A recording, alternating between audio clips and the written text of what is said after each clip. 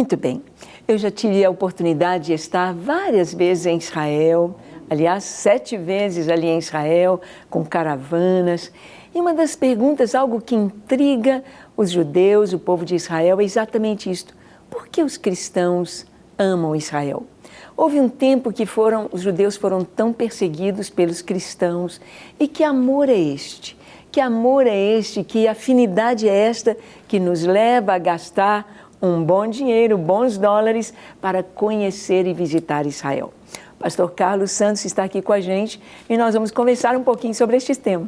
Pastor, é uma alegria ter você aqui conosco. A alegria é toda minha, pastora. Muito obrigado pelo convite. É sempre uma honra estar aqui com a senhora. Amém, amém. Carlos, você também já foi em Israel um bocado de vezes, não é? Já fui. E eu queria, antes de nós conversarmos sobre este tema maravilhoso, queria que você contasse para a gente um pouquinho da sua história em relação a Israel. Quando surgiu esse amor por Israel, essa compreensão da vontade de Deus nesta geração para promover a aliar dos judeus para Israel? Como foi a sua história? Bem, eu tinha 22 anos e eu tive um sonho com a volta de Jesus. E esse sonho, eu estava com judeus, e havia várias celas e eu estava ajudando a libertar os judeus, tirar eles daquela situação de clausura. E aí, depois eu fui arrebatado, e eu estava nos céus e Jesus estava voltando. Aí eu acordei, o relógio era 5 para meia-noite, e o Senhor falou comigo naquela noite que o tempo se aproximava. Só que, então, eu fiz teologia, me preparei, queria um ministério, queria fazer missões, mas eu não imaginava do que estava preparado para mim. Então, eu era um ferroviário e fui gerando aquele chamado dentro de mim, só que eu não sabia exatamente o que era. Eu não entendi muito bem aquele sonho, só entendi a volta de Jesus. Sim. Mas o ministério para mim eu não entendi. Foi quando então, em 2008, veio dos Estados Unidos o nosso coordenador de oração da América Latina ele é de alcance para a América Latina, o pastor Henrique, veio do Texas, e aí ele esteve hospedado na minha casa e nos convidou. E aí eu lembrei do sonho 20 anos depois. Olha. E aí nós tivemos direção de Deus para aceitar o convite. Em 2009 fui para o México e lá me ungiram no meio de 4.000 pessoas como coordenador nacional no Brasil, e estamos aí ajudando os judeus a regressarem em parceria com a Agência Judaica. Que coisa linda! Olha como Deus nos fala através de sonhos, como que Deus nos revela a vontade dEle. Às vezes Deus nos dá um sonho, às vezes uma visão, às vezes uma pessoa traz uma palavra, às vezes ao ler a palavra de Deus salta uma realidade ao nosso coração e às vezes o próprio Espírito Santo fala conosco naquela voz suave, tão gostosa lá no nosso interior, quando a gente está adorando, quando a gente está orando ou lendo a palavra. Deus sempre fala, não é, Carlos? Fala. Então veio aquela confirmação, veio a unção, e você hoje está trabalhando nesta missão maravilhosa. Somos voluntários e temos feito esse trabalho com muito amor e zelo, dando o melhor de nós. É pouquinho, mas o melhor que eu posso dar, estou dando ao Senhor. Ô Carlos, muitas pessoas acham que os judeus todos são ricos. Então eles pensam assim, todo judeu é rico, todo judeu... É verdade isso? Não, não é verdade, pastora. Nós estamos em 53 nações e tem judeus de todo tipo. Tem judeus ricos, mas tem judeus muito pobres e que eles estão vivendo uma vida muito difícil na Rússia, na Etiópia, na Ucrânia, em vários países, no Brasil também. Judeus que talvez um dia tiveram até uma condição boa, mas que hoje estão passando por um momento muito difícil. Não é? É porque Deus tem um propósito nisso tudo. Sim. De levá-los para casa. Né? Sim. É o seu lugar mais seguro. E o trabalho é exatamente este, de levantar recursos para que eles possam ter a sua passagem e ter tudo prontinho para entrar Tem tradução de documentos, tem os passaportes, tem passagens aéreas. Hoje nós não estamos operando de navio, né? Mas o navio que o Ebenezer fretou de Odessa até Haifa foram 170 fretes, levando os judeus de Ucrânia para Haifa, no Estado de Israel, né? Isso. Então, isso só foi possível com a ajuda dos cristãos. Que coisa linda. Nós sabemos que na história houve realmente um tempo da Inquisição, né? A Igreja Católica perseguiu no início os protestantes, perseguiu os judeus, e então às vezes os judeus estigmatizaram os cristãos como perseguidores, tendo uma dívida para com Israel. Mas o verdadeiro cristão sempre amou Israel, não é verdade? É verdade. Porque, pastora, eu fico imaginando também que durante a Inquisição, o povo católico em si, eles não tinham acesso à Bíblia. Sim. Né? Sim. E hoje, a Bíblia, ela é acessível no aplicativo, ela tem de várias formas, em várias Bíblias para mulher, para criança e tal. Então, hoje nós temos acesso e podemos ler a história. Aí a gente vai ver que, primeiro, Israel nasceu do desejo de Deus. Foi Deus que criou essa nação em Abraão. Né? Sim, sim. Esse povo é um povo escolhido de Deus para ser luz para os gentios, luz para as nações. Né? De levar uma fé monoteísta, no único Deus, Criador do céu e da terra. E esse povo foi que nos comunicou essa luz. João 4:22 diz que a salvação vem dos judeus. E nós cristãos cremos que Yeshua é o Messias. Sim. E para nós essa conexão é muito grande. Sim. Né?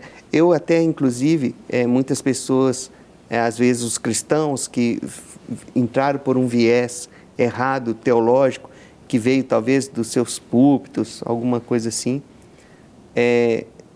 tenham dito assim que os judeus mataram Jesus. Não foi os judeus que mataram Jesus. O que matou Jesus foi o nosso pecado. Verdade. O que levou ele para a cruz foi o nosso pecado. Verdade. O pecado da humanidade. Sim. E outra, ele espontaneamente deu a sua vida. Sim. Como um cordeiro mudo. Sim. Então não foram os judeus. Seguindo um plano de Deus para a salvação de todos. Exatamente. Né? Não existe o Deus quis isso. Né? Nós cristãos cremos que Jesus é o Messias. Então, ele espontaneamente a deu. E nós amamos o povo judeu, vamos trabalhar pelo povo judeu e queremos dizer para eles que nós os amamos, como amamos todas as nações, todas as raças, Sim. todas as tribos, Sim. línguas e nações. Respeitamos a todos. E nós queremos que os judeus tenham o direito de existir. Sim, é verdade. Uma coisa interessante, Carlos, que a gente vê é que por que tanta perseguição? Por que o inimigo gostaria de destruir esta nação? Por que nós temos ouvido nos nossos dias, vamos varrer Israel do mapa? Porque o Salmo 124 diz, se não fosse o Senhor que esteve ao nosso lado, ora diga Israel, se não fosse o Senhor que esteve ao nosso lado, então o inimigo teria nos engolido vivos. Então a torrente teria passado sobre a nossa alma, mas a nossa alma escapou como o pássaro do laço do passarinheiro e nós nos vimos livres. Então nós vemos que realmente Deus está nessa história e o inimigo sempre tentando destruir, sempre tentando. Por quê? Porque para que a Escritura se cumpra, para que Jesus venha, para que toda a palavra de Deus, que é a verdade, se cumpra em toda a sua íntegra, há um momento muito especial para Israel. Há um momento especial que nós já estamos vivendo hoje, que é exatamente o que a Missão Êxodo está fazendo, né? Trazendo o povo de Israel de volta à sua terra. Isto é profecia do tempo do fim. Isto é Deus falando que traria o seu povo de volta à sua terra, de todas as nações. E ele diz todas. E tem judeus em todas as nações, né? Tem judeus em todas as nações. Diz que Israel pode ser visto por 70 faces. Que coisa linda. 70 faces. É muito lindo. Eu sei que você está com vontade de ver um pouquinho sobre Israel hoje, então nós vamos chamar o nosso VT, a nossa reportagem sobre Israel nos nossos dias.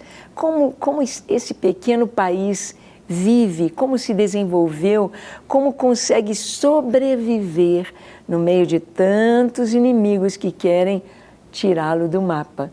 Como Israel sobrevive hoje e quem é esta pequena nação nos nossos dias. Assista essa reportagem comigo. Vamos lá.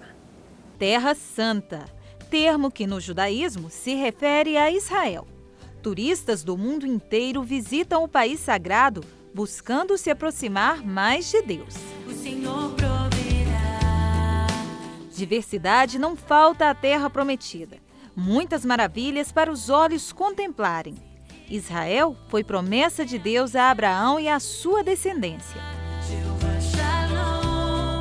Embora o país seja alvo de muitos conflitos, jamais será derrotado. Muçulmanos e judeus travam batalhas religiosas, formando um cenário sangrento. A guerra entre Israel e Palestina não dá trégua. Permanece até os dias de hoje, com milhares de mortos e um impasse que parece não ter fim. Um dos motivos do conflito é a posse de terra, tendo como foco principal a cidade de Jerusalém. De acordo com a pesquisa realizada em 2011 pelo Instituto Central de Estatísticas de Israel, cerca de 75% da população total do país é constituída por judeus. Fora estes, 20% são seguidores do Islã e as demais religiões somam em 4% da população. As Forças Armadas de Israel contam com um arsenal poderoso. Uma curiosidade é que o Exército de Israel é líder na integração entre homens e mulheres. Cerca de 55% dos soldados em treinamento para oficiais são mulheres. 1.500 combatentes femininas se alistam anualmente. Desde a instituição de Israel como país em 1948, ele não perdeu nenhuma guerra. Mesmo que o exército ainda não fosse tão forte, sua fé sempre foi inabalável, rompendo barreiras e impedindo que os exércitos inimigos o derrotassem. A educação no país terá mudanças. Neste ano, o primeiro-ministro de Israel, Benjamin Netanyahu, afirmou que uma revolução no ensino só pode acontecer se houver a ênfase no estudo da Bíblia. Para ele, é importante que as crianças compreendam por que os judeus estão em Israel.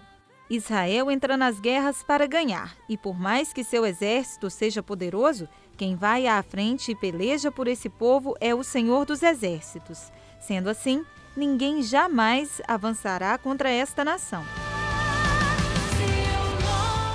Muito bem, você pôde ver um pouquinho aí de Israel. É tão gostoso quando a gente pisa ali naquela terra. Sabe qual que é o único problema de ir a Israel? É que a gente quer voltar.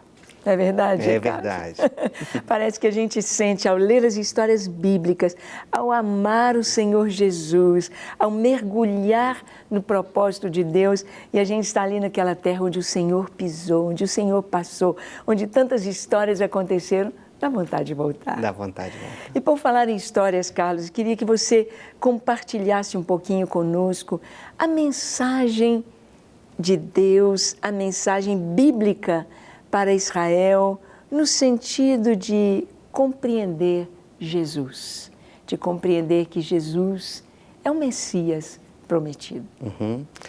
Bem, só separando aqui o nosso ministério da Operação Êxodo, ele não faz proselitismo, Sim. Ele não força judeus à conversão, nada disso. Nosso trabalho é de ajuda humanitária, né? Só para isso ficar bem claro. Bem claro. Agora, a opinião pessoal minha sobre a minha fé, eu sou um cristão e acredito que o judeu chamado Yeshua, ele é o Messias de Israel.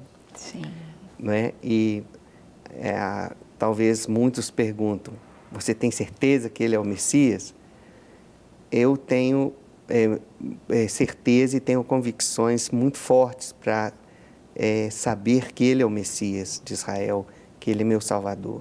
por ter muitas experiências com ele e também por as ferramentas que a palavra de Deus sinaliza para mim que ele é o Messias, né? A própria palavra, nós vemos que impossível, né, cumprirem-se cerca de 300 profecias com absoluta precisão, né, em Jesus. Do Antigo Testamento, ali estão em Jesus se cumprindo. E eu gosto muito da hermenêutica judaica, né, na sua forma como ela estuda a Bíblia. E esta hermenêutica eu tenho usado muito no meu dia a dia. Eles têm um sistema, os rabinos usam muito um sistema chamado Pardês, que significa pomar, né? Quando você vai ao pomar, você tem lá laranja, mexerica, você tem maçã, tem várias frutas. Então, você se alimenta, você fica mais nutrido com as propriedades daquelas frutas. Então, na nossa hermenêutica ocidental, ela fica muito presa ao texto literal. O que aconteceu, é a história, não é? Mas na hermenêutica judaica, você pode ver o Pardês, na verdade, é um acróstico que tem 4 palavras ali dentro dele, iniciais de 4 palavras, que é o Pshat, que é o sentido literal do texto, tem o Remes, que são dicas aprofundadas do texto, tem também o Drash, que é a associação do texto, ou seja, algo que acontece aqui, volta a repetir, né? E tem o Sod. O Sod é o segredo, é o mistério que está na palavra de Deus. Coisas que, às vezes, você lê a Bíblia e fala, puxa vida, quanto tempo que eu leio isso e não tinha percebido. Então, eu tenho usado essas ferramentas e eu faço esse trocadilho com, por exemplo, a vida de José do Egito, né? José do Egito foi o libertador do Egito, né? Então, o libertador de Israel, né? Zafenat Paneia, que foi o nome que deram para ele, né? É verdade. Então, seu próprio nome, Yosef, Yeshua, Io, Ye, Yah, são abreviaturas do nome do Senhor, né? Então, José, ele foi odiado pelos seus irmãos. Rejeitado. Jesus foi odiado, rejeitado pelos seus irmãos. Na sua geração, né? José disse que seria líder dos seus irmãos, que o sol, a lua e os feixes se dobravam perante ele. Jesus disse que ele era o Messias, o Filho de Deus, e ele foi hostilizado por isso. Então, os irmãos de José queriam uma oportunidade para tirar esse rapaz de cena. Tirar a vida dele, né? Os irmãos de Jesus também pensavam em tirar ele de cena, né?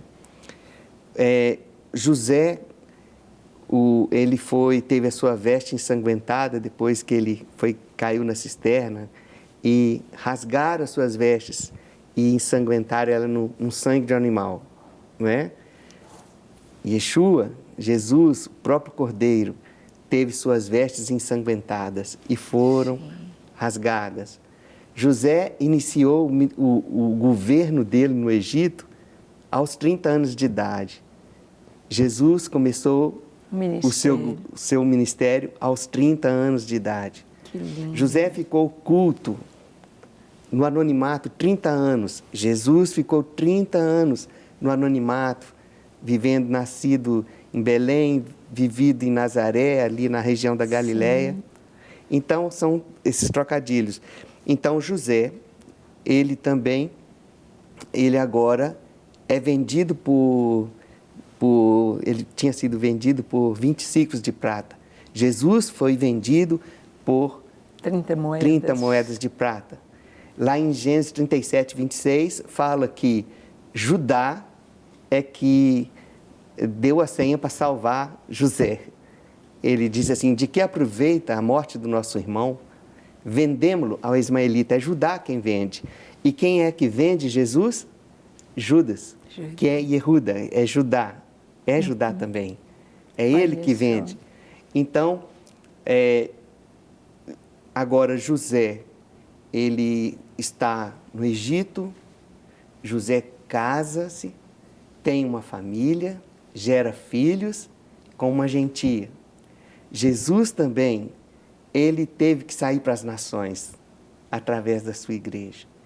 E ele contraiu uma família de gentis, de muitos filhos, né? Então, os irmãos de José, olhavam para José, mas não dá para identificar José.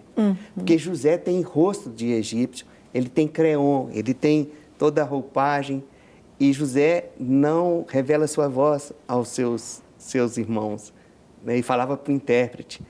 Também os judeus têm dificuldade de olhar para Yeshua e dizer que ele é o Messias, porque Yeshua hoje tem a cara das nações, a forma de louvar, a forma de adorar, Sim, então ele tem um tremendo. rosto, ele tem a característica, mas só que ele é judeu.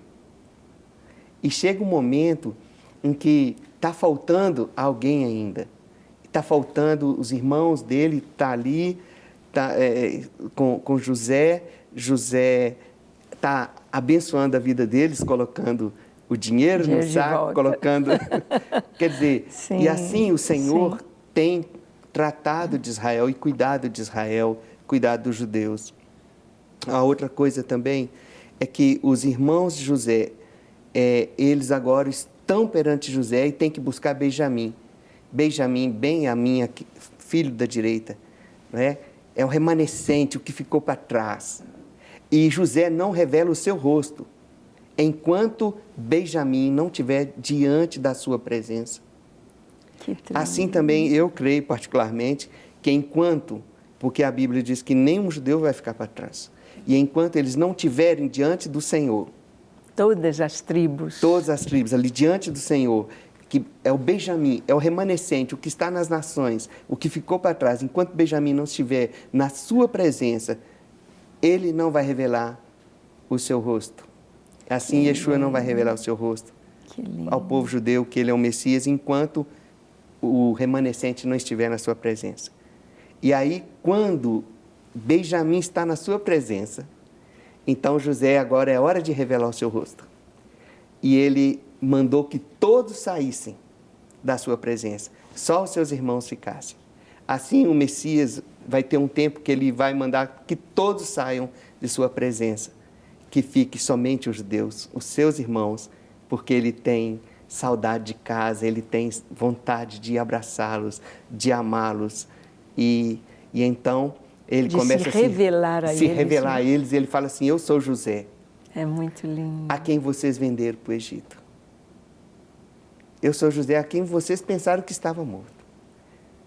E assim, Yeshua vai dizer: eu sou Yeshua, o Messias, a quem vocês pensaram que estava morto, a quem vocês venderam por 30 moedas de prata. Olha só. E aí ele vai se revelar,